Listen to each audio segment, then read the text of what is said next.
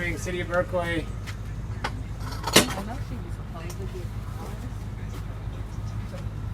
Anybody home? Good morning.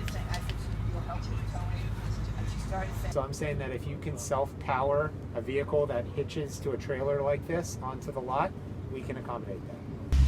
Melissa, did you agree to go to the safe parking site? Yes. And you don't have to move. they shouldn't be towing you if they're offering you alternative shelter. If you agreed to safe parking, right? Yeah, it's parking spot. Yeah, you don't have to move then. Then you have until next Wednesday to You have until next Wednesday to get there. Oh, God. You're fine. You're okay, you're okay. Yeah. You stressing out? They didn't tell you that? No.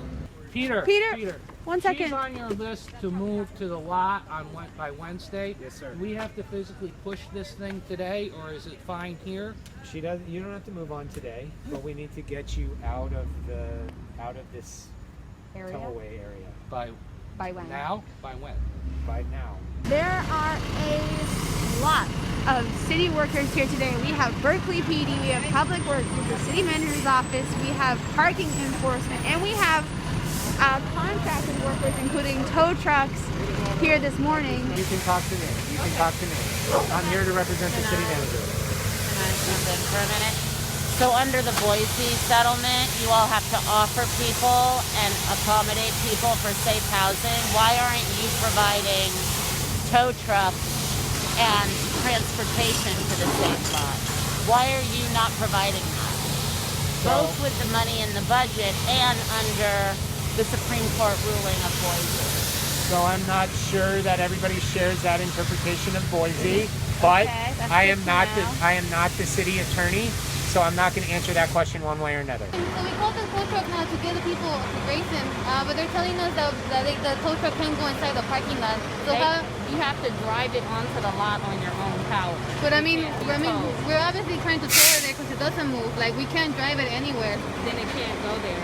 But you guys said that we can tow it over there, that they can't get over You there. can tow it to the front gate, but you have to drive it onto the lot. How come? How come? What is the logic behind that? Because the car has to be driven off of the lot when it actually closes.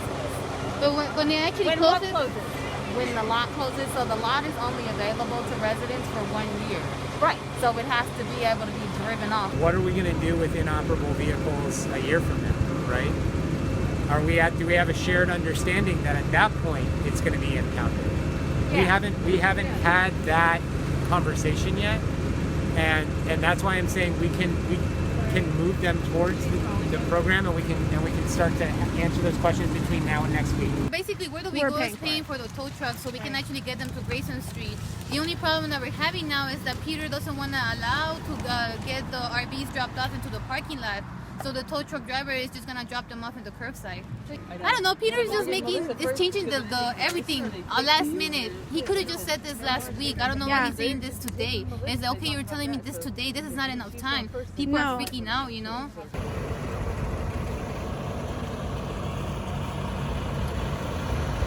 We are at the safe parking lot at Grayson Street shelter, the Horizon shelter. She got towed in, but now the city manager is requiring her to get towed out of the safe parking lot.